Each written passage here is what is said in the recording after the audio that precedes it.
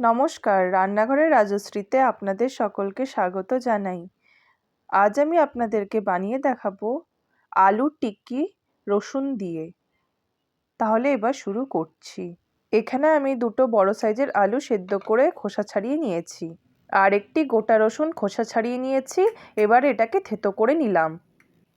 এবার ফ্রাইং প্যানে 1 চামচের মতো সাদা তেল দিয়ে রসুনটাকে ভেজে নেব।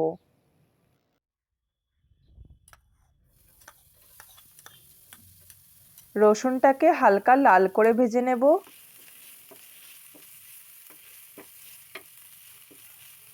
অল্প নুন দিলাম।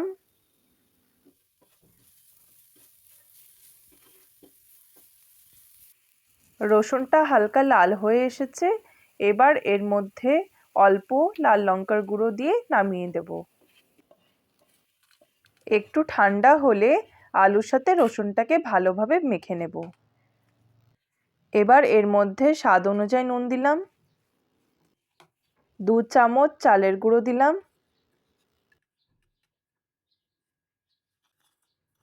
এবার ভালো করে মেখে নেব।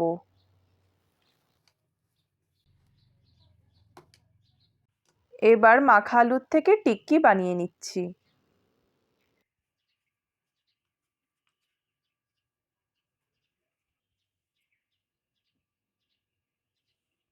টিক্কিগুলো বানানো হয়ে গেছে, এবার ভেজে নেব।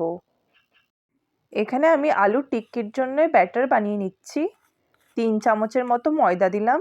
অল্প নুন দিলাম। অল্প অল্প জল দিয়ে একটা ব্যাটার তৈরি করে নেব। ব্যাটারটা ঠিক এরকম হবে।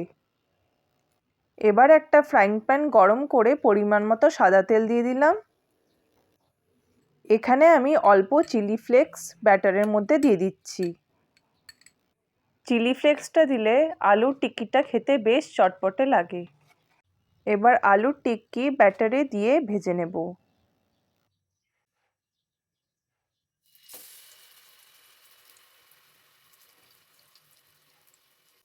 খুব আস্তে আস্তে 2 পিঠ ভালো করে ভেজে নিতে হবে।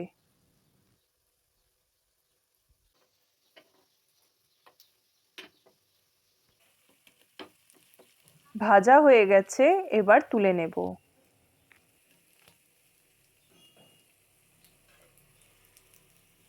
আলুর টিক্কি রসুন দিয়ে তৈরি হয়ে গেছে। আমার এই রেসিপিটি ভালো লাগলে তাহলে প্লিজ লাইক আর সাবস্ক্রাইব করে দিয়েন।